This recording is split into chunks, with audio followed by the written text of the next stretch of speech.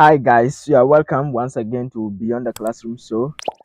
I remain your usual host, Honorable Mujahid is my name. I'm here with yet another gentleman whom we can learn something from. I strongly believe that the topic chosen, he is the right man to handle it for us to digest and dissect it with him.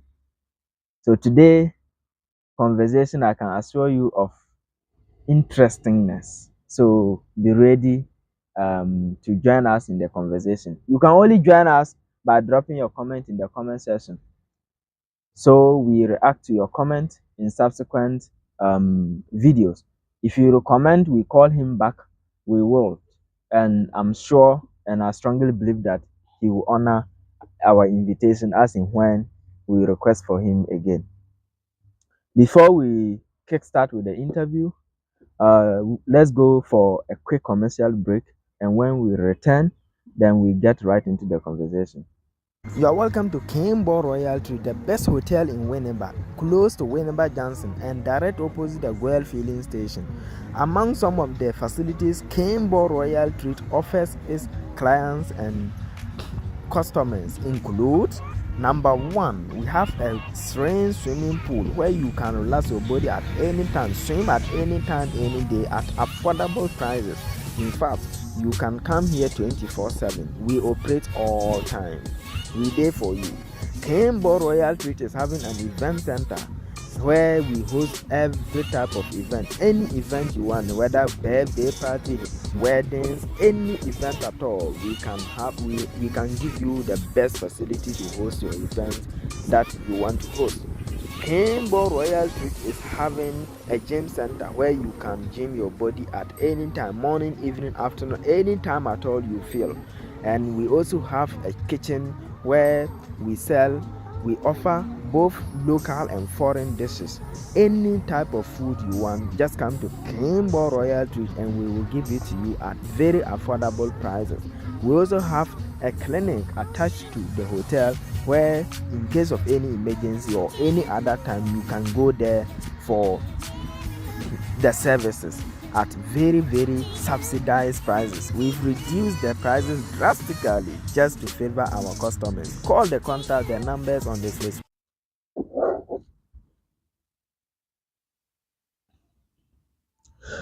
You are welcome back again.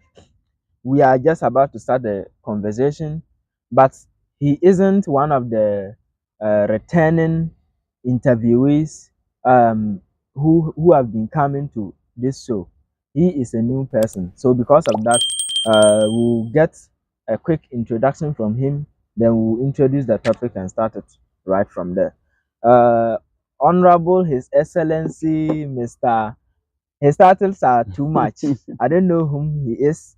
He is here with us and he will speak for himself. You are welcome. Thank you, Honorable. This is Beyond the Classroom Show. Sure. We are here for learning. It's all about learning. So anything you see us doing, we are just learning. Sure. Negative, positive, we don't discriminate anywhere we are going. So we believe you have some level of knowledge in an area that we've chosen, and we want you to help us answer some questions that were harboring in our minds. Good. And we needed answers to. So you are much welcome. We are happy having you here. Thank you very much. Okay. I'm very much grateful for your invitation, and everyone watching us here live. Yeah. I entreat you to listen carefully as we move into our discussion for today. Yes. I'm in a person of Savior-Kwame, level 400 students of University of Education Winneba, reading political science education. Okay. So it is nice to be hosted on this show to discuss issues of national concern. Yes. Great. Please, where are you from?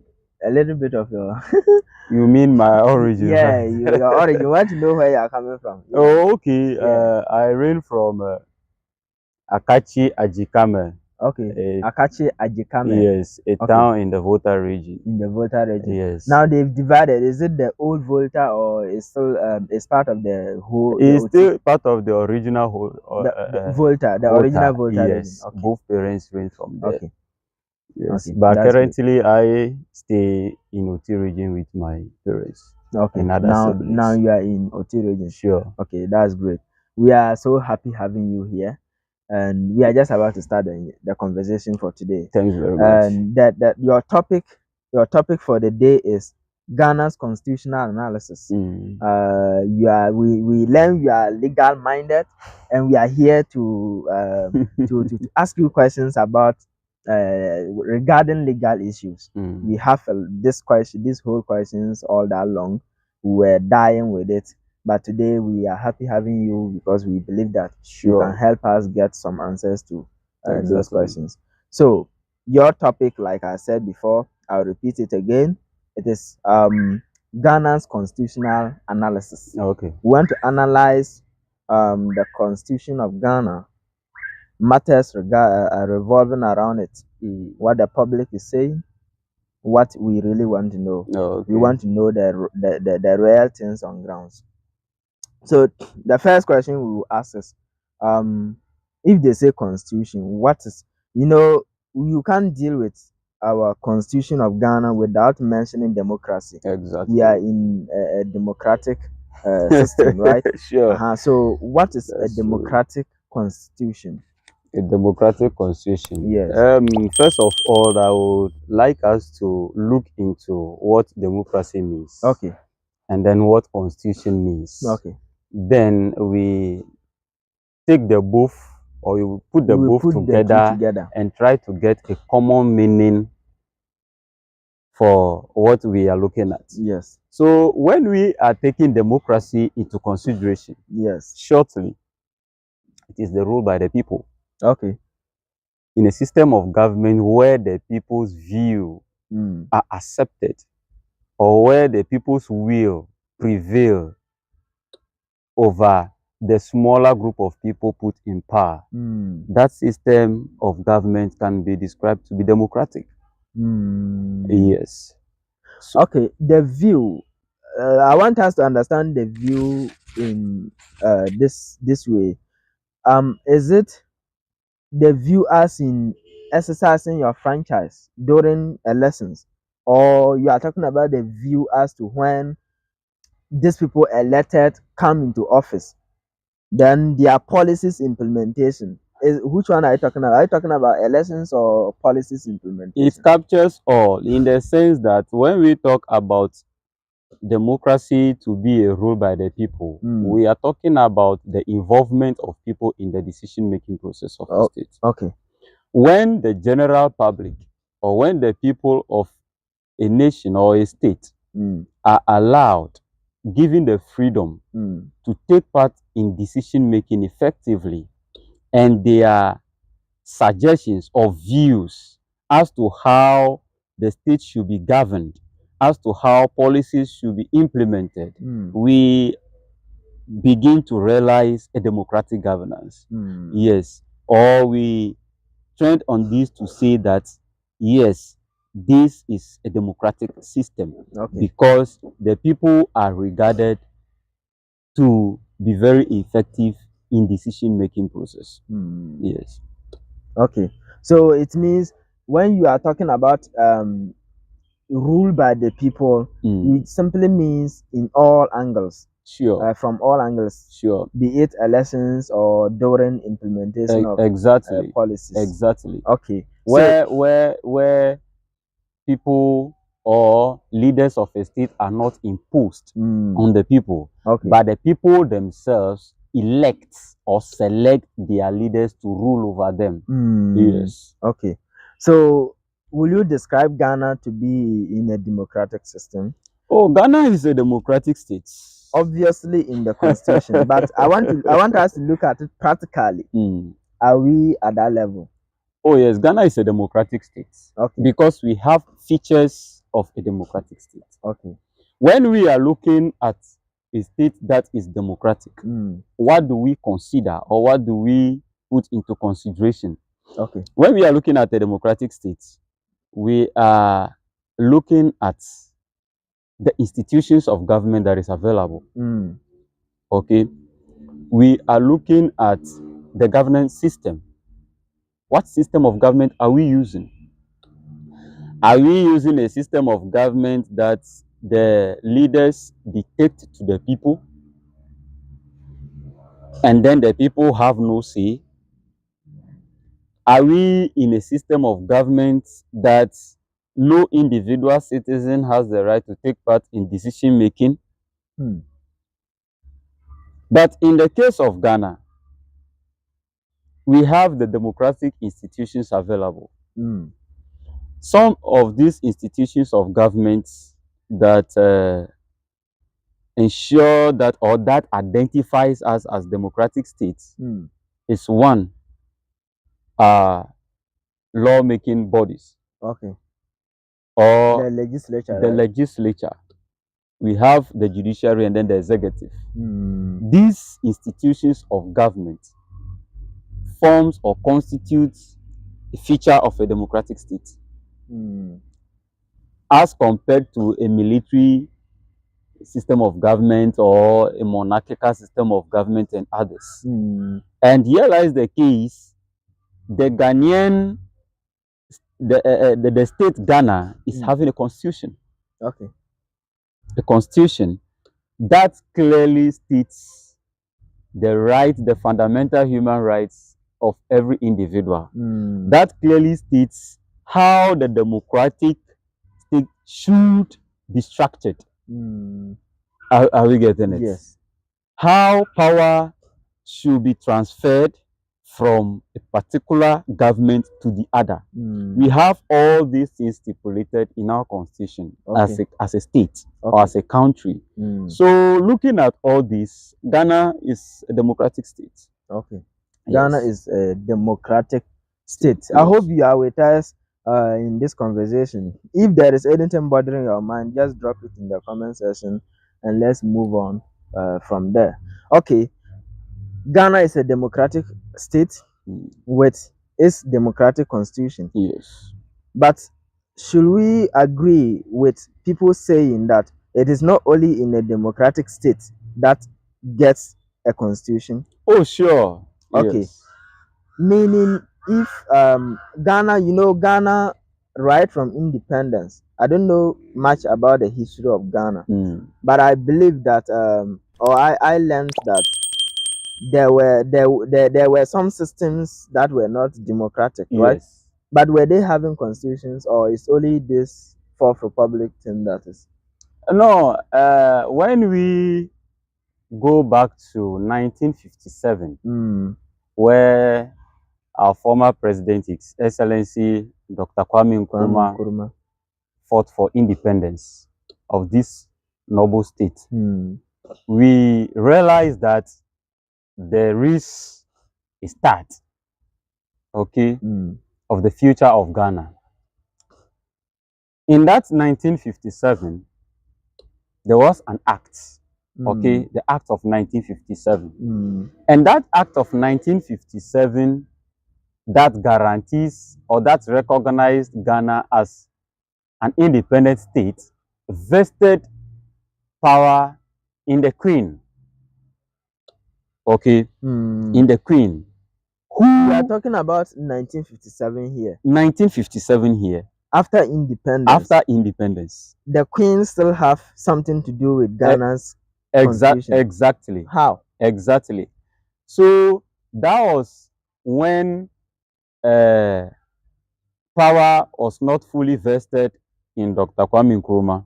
So to have a full control over the after state. 1957, Ghana were not fully controlling its own affairs. No, there were still external. We were still ruled by other by our colonial masters. Yes, we were still answerable to them as at that time until 1960. Okay. Until 1960, where Kwame Nkrumah took over. Okay, where power was it another fight, or it was just a kind of arrangement that were made right from 1957 that in 1960, by 1960, Ghana should become fully independent. How was the arrangement? I would say that in the 1957, okay, Ghana was seen, we were practicing parliamentary system of government. Okay, we were practicing parliamentary system of government. Okay. Where we have a prime minister. Are we following? Yes. Where we have a prime minister. But in 1960, there was a change in the system, in the constitution. Okay, constitution. Okay, that was on July 1st, 1960. A new constitution was adopted. And that new constitution has moved Ghana from the parliamentary system of government to a republican state. Are you following? Where no traditional ruler have authority over the affairs of the state except the political figure who is serving as the head of state. In 1957, when we are saying a country is a republic, it means that it is not under the control of a royal authority. Are we following? So in 1957, as we were still answerable to the Queen, the British Queen, we did not, let me say, receive the republican status, okay, as a state at that time, because we are under the authority of a royal head. Are you following? Yes. So in 1960, when the new constitution was adopted, Ghana moved from that parliamentary system of government to a republican state. Okay. Yeah. Proceed. Oh, okay. I want to understand it this way. Right from 1957, to the layman, anyone in Ghana will tell you that Ghana gained independence in on the 6th of March 1957. Sure. That is clear. So this 6th March, per what you are explaining, it means that it wasn't a total freedom. Yes. Right. Yes. We were still having some external influences in our system. Exactly. So these external influences, was it a gradual process of giving total freedom to Ghana, or it was a kind of dictation that they dictated that we cannot have it totally? They still need to have a hand in it. Were we forced to give them that little authority, or we decided that that is how it's supposed to be done? You see, why was it so? In governance, there are so many processes that you have to go through when you want to transfer power. As at the time we gained independence in the 1957, we have most of our affairs controlled by our colonial masters. Okay, the British Queen. So before we are recognized as a republican state, there were several processes that the country undergone. Okay, there were so many reforms, and it was this, and these reforms are very administrative, in the sense that the necessary consultations need to be done, the necessary documentations need to be done. We also need documents that would serve as a guide to the governance of the state. Are you getting it? That was how come we have the 1960 constitution that made Dr. Kwame Nkrumah the head of state, the republican head of state in 1960. That was why he became the president of Ghana. Yes. The first president of Ghana. The first president of Ghana. Okay. So Ghana attained independence in 1957, but attained the republican status in 1960. Wow. Yes. This is something new. It's not new, but mostly, even in class, they won't teach you this detail. I swear. The only thing they will tell you is Ghana gained independence in 1957, 6th March. Oh, that's all. It's obvious. They won't teach you details as to how come and all these things. You see, we are learning. Just join the conversation through the comment section. Let's continue. So, Ghana gained the first Republican status in 1957. Yes. So, is that what they call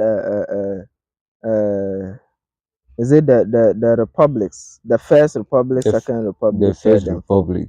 That was the first republic, right? Okay. So how come?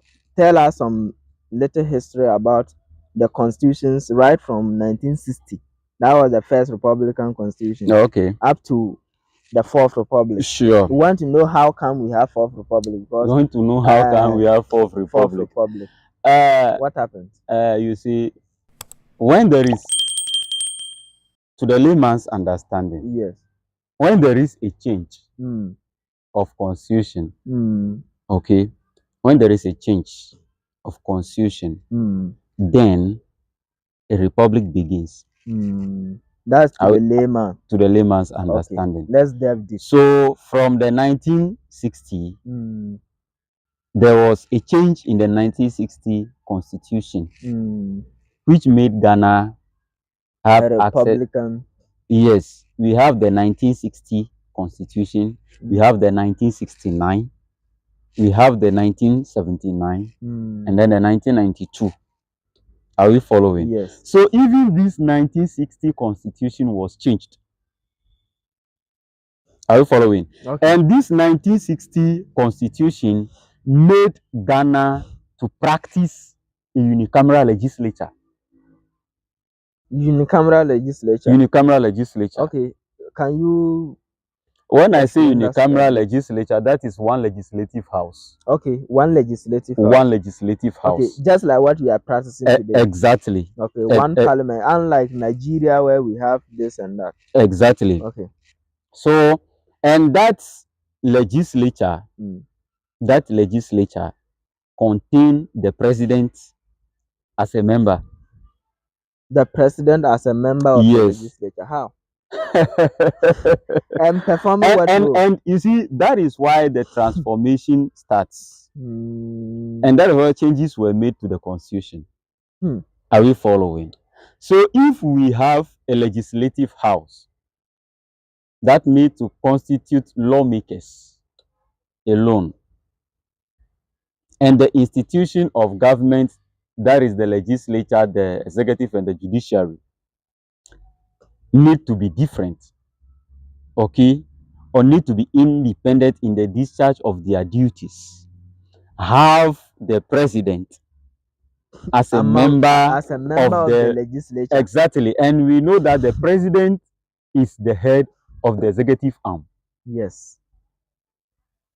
So if we have a member of the executive arm, not only a member, the head of the executive, becoming a member of the legislature, how do you think decisions will be made in the in the house? Very quick to the development. No waste of time. No waste of time at all. So in that capacity, we have so many things happening in that legislative house. Okay. So quickly there was these changes in leadership, in constitution. Are we following? They changed the 1960 constitution. They changed the 1960 constitution. Was it a review or total change? There was a change because we have a change in leadership. Leadership as in the president or? Exactly. Okay, was it the overthrow you are talking about? Exactly. Okay, 1966, right? Okay, 1966. So yes, so when we have a change in government, you know, when anytime there is a coup d'etat, there is a change in constitution.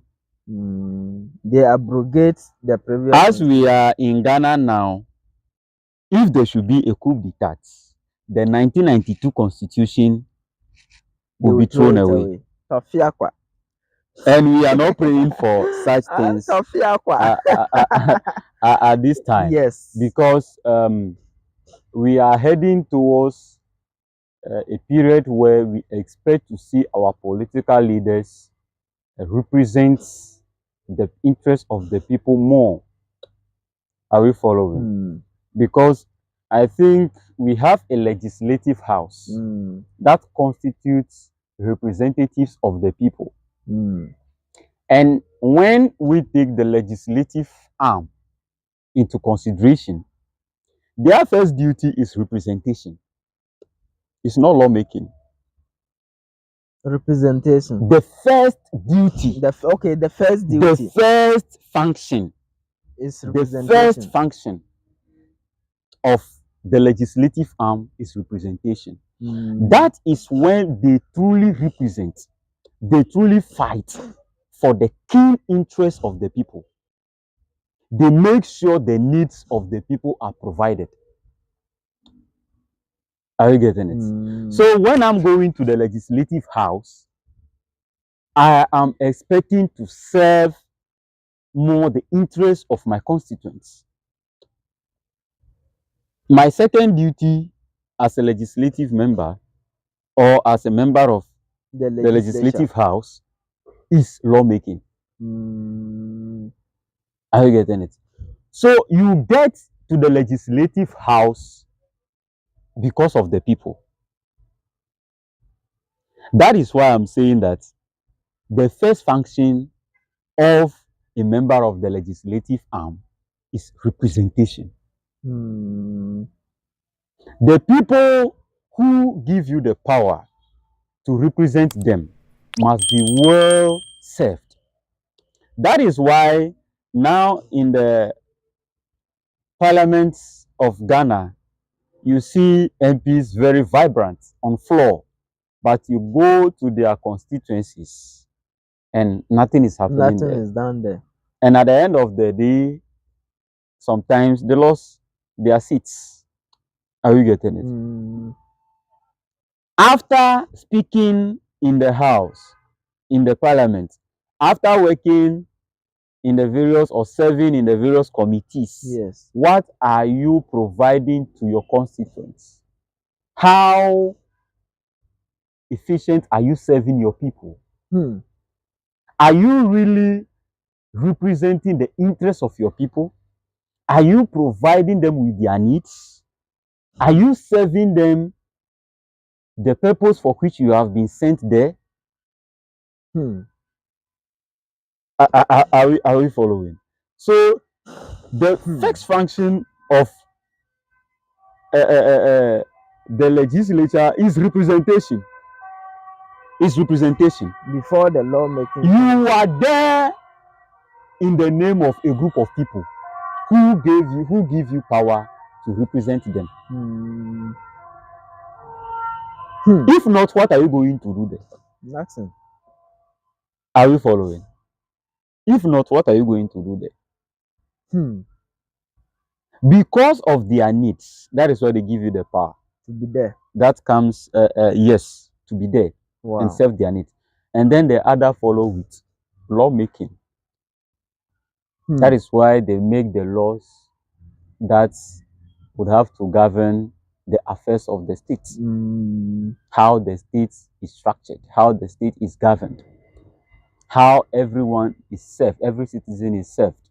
Because we and the people in power have come into a social contrast. Are we getting it? Okay. I hope you followed the constitutional trajectory when it started from 1966, where the military interventions were coming, up to 1992, where we now have the fourth Republican Constitution. Will you place some of the blame on the constitutions, the various past constitutions, when it comes to talking about discussing the coups, the military interventions? You know, it keep coming, changing constitutions, coming and changing constitutions. Will you say some of the loopholes are in the various constitutions? That is what is sometimes causing this military to intervene. You see, most of the reasons given by those who the regimes of the coup d'etat, the military regimes, yes, most of their consent or reason for embarking on the coup d'etat was economic hardship. Economic hardship, unemployment, and several others. Okay, corruption among political leaders. Is this refusal to represent the keen interests of the people? Are you getting it? Unemployment, hardship. So these are some of the things that triggered those who embarked on coup d'etats those days. Yes. Are you following? So, and I will say that most of the constitutions do not really serve or represent the interests of the people, or that do not favor the interests of the people, but rather those in authority. Are you following? If not the 1960 constitution, for instance, where should the president be part of the house? To make quick decisions. In addition to the 104 members of parliament who were directly elected by the people in a general election. Are you following? So there were so many things that brought about the coup d'etats and all that. Okay. But we thank God that a personality, a political personality, a great man who was once a military officer that embarked on a coup d'etat, yes, turned out to become a democratic leader. And he is the father. He became the father of the fourth Republican Constitution. Yes. That is really a great history in the Ghana political history. Wow. Yes. Wow. Okay. We would like to know, like, now we've gone back to look at the trajectory of our constitution. Sure. Right from 1960 up to 1992. Now let's now come to the the fourth Republican Constitution, which is the 1992 Constitution of Ghana. Sure. Looking into it, can you identify some weaknesses in it? Are there any weaknesses, any loopholes? We keep complaining. Sometimes one thing I don't always understand is that if there will be a constitution in the country which governs everything about the country, then we can still complain that there is corruption. I will not accept it until you convince me. That's why we are here. So convince me that the constitution is there, yet there are weak points of the constitution that leave some ways for people to penetrate through to bring in those corrupt acts. Okay, that is very good. What I have to say is this: when let me check this in account. Okay.